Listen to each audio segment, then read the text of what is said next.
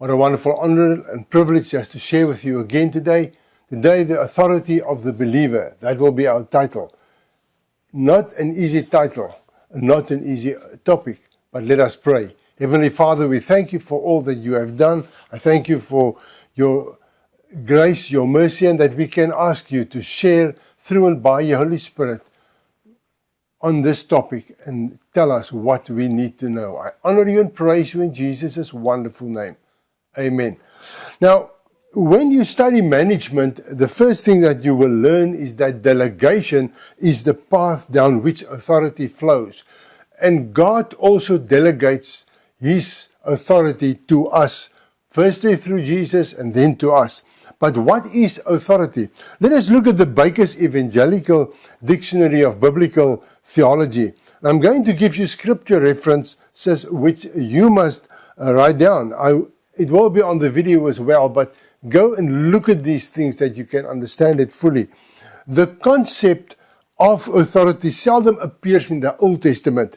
It is used predominantly in the New Testament, where the word exousia functions in at least 4 ways. The first one is authority is the freedom to decide or a right to act without hindrance. All such authority begins with God, for there is no authority except from God. Romans 13 verse 1. God has the right to mold the clay as He wishes. Romans 9 verse 21. And to set times and dates. Acts 1 verse 7. God gave Paul the right to preach the gospel. 1 Corinthians 9:18. Believers have the right to become children of God. John 1 verse 12. I'm going to all of this now. I want you to just keep up for the moment.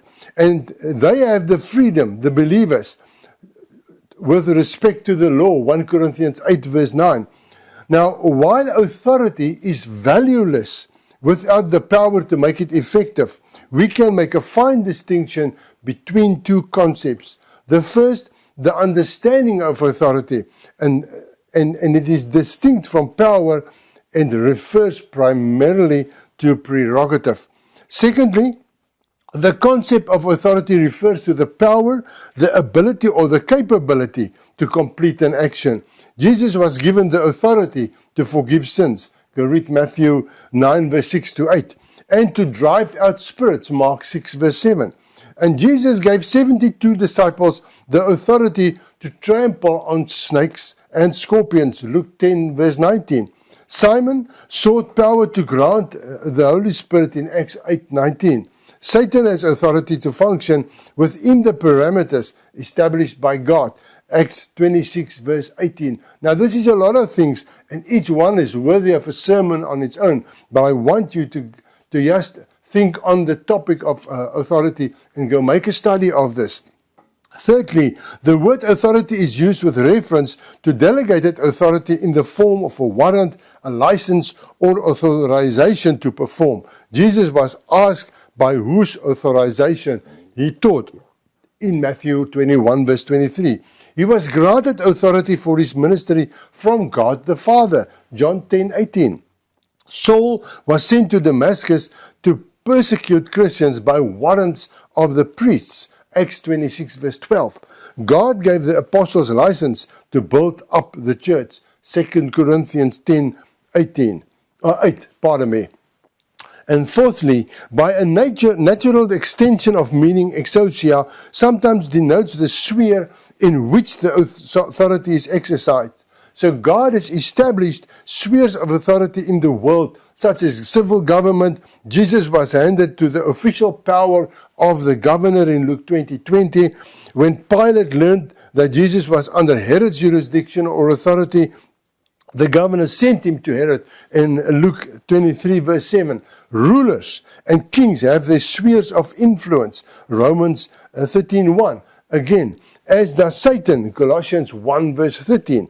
But Christ has been placed above all realms of authority, Ephesians 1:21. More exousia refers to the power employed by rulers or others in high position by virtue of their office, such as civil magistrates, Titus 3 verse 1. This use of authority indicates a social relation between at least two individuals where one is a ruler. The subordinate in the relationship accepts the ruler's orders, not by external constraint, but out of the conviction that the ruler is entitled to give order, and that it is the duty of the subject to obey and recognize the authenticity of the ruler's position and orders. In the military, in the police, and all paramilitary organizations, it is always found that the subordinates readily accepts the orders given to them by their superiors, not because they think they are better people, but because of the authority vested in them. From a theological perspective, the fourth use of authority is most significant. The question of authority is a fundamental issue facing every person, especially the believer. Its significance cannot be overestimated. Every person has an authority in life that he or she submits to as a subordinate, not by constraint, but by conviction. Furthermore, God has created human beings to live under His authority. When they choose to live under a different rule, that or self or an idol, they sin. This is in simple summary the teaching of Genesis 1-3. That portion of scripture illustrates the human tendency moved by pride to seek independence from external authority and to establish self as the final authority in life. How then does God exercise His authority over creation and His creatures? The testimony of Scripture is that God has established three fundamental spheres of authority within which He delegates authority to individuals. These spheres are civil government, the home, and the church. The believer is obliged to obey those holding authority in those realms. Citizens are to submit to the government authorities, 1 Peter 2:13-14. Children are to obey parents, Ephesians 6:1-2. Believers were to honor spiritual authorities such as the apostles, who demanded compliance on the basis of their commission from the Lord. So thus said, I want to move to another aspect of authority that we are missing, and it has become a very sophisticated form of disobedience. Be careful for what you are going to say amen to in the next few minutes. Let me explain. James 2:17 says, even so faith, if it hath no works, is dead, being alone. What am I trying to say? We beg God to bind the devil when He already told us to do so. We beg God to move in our city when He already commissioned us to move in it. We plead God to open doors that He already placed the keys to in our hands. This is not humility. It is an abdication of our God-given authority. It is spiritual laziness. Let me read you some more scriptures to prove my point. Matthew 18:18, verily I say unto you, whatsoever ye shall bind on earth shall be bound in heaven, and whatsoever ye shall loose on earth shall be loosed in heaven. Oops. Last I have heard, J means us. What we bind, not what God binds. He has already established the legal framework and rendered the verdict through the cross of His Son Jesus Christ. You and I as believers are already seated in heavenly places, according to Ephesians 2:6. Luke 10:19 says God has given all authority to us over all powers of the enemy. So the question is not whether God is willing to move. The question is if we are willing to take our rightful places, to be seated in the heavenly place, and to enforce what heaven has already decided. We are not beggars, no. We are sons and daughters of the Most High God, joint heirs with Jesus. We don't have to beg for what already belongs to us. So what next? Corinthians 6:1. Laboring together as God's fellow workers with Him, then we beg of you not to receive the grace of God in vain, that merciful kindness by which God exerts His holy influence on souls and turns them to Christ, keeping and strengthening them. Do not receive it to no purpose. It's almost like you give someone a kettle to boil water, and if you find them, they're still busy on the stove. You say, why did I give you the kettle? Oh, I forgot. Or I don't want to use it, and all the other excuses. But the fact is, God has given us authority, but He's given it to us so that we can use it. He has given it to us as tools. People, if you don't use your tools, you're going to lose them. You're going to lose them. Look at the emphasis on us as co-workers with God. Remember Joshua 3:13. The priests pray, God, will you please part the water so that we can go on? And God says, no, put your feet in the water first. The miracle was on the other side of their step of obedience, not on the other side of their prayer. People pray for provision, but never plant or sow a seed. People pray for open doors, but don't want to use the key in their hands. The keys may be a talent or a gift we have already received, but are too lazy or too ashamed to use. We pray for peace in our families or among friends, but we are too stubborn to be the first to apologize or to reach a helping hand.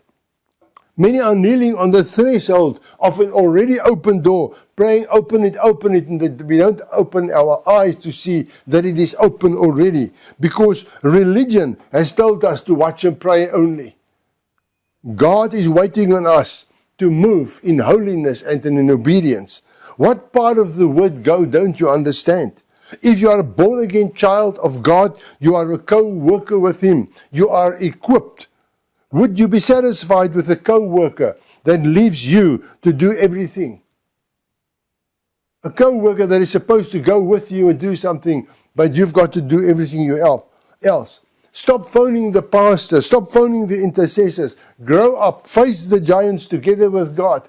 You are able because God has enabled you. Let us pray. Heavenly Father, there's a very old song that comes from the Bible where David prayed and asked God, can we move against the Amalekites? And you told them not only, yes, you may move, but you also told them where to go and wait. And that they have to wait there until they hear the rustle in the mulberry trees. Then only. So Father, you were very specific. Yes, the victory is yours. I'm in it. I'm all for it that you fight this fight. But you must do it according to my plans and to my timing. And Father, help us that we will not sit and pray over things when you have already said, open your ears. Haven't you heard? There's already a rustle in the mulberry trees. Father, the world is coming to a point where we as the children of God must be so ready. We must be on the point where we are on your marks, ready. And we must know it's now get, set, go. The moment is here that we must do what we can do. The Bible says that we must sow in the morning, sow in the afternoon. There's no time for laziness. We must buy out the time. We must stay close to you so that we don't hear the rumors and the false doctrines and teachings out there, that it don't confuse us. No, we must now set our face like a flint, listen and hear what God has got to say. And I thank you, Father. Father, thank you that I am not a nobody, but because God didn't make nobodies. You made people whom you said, I have formed you in your mother's womb. I know what I've declared and destined for you. And I thank you in Jesus' name. Amen.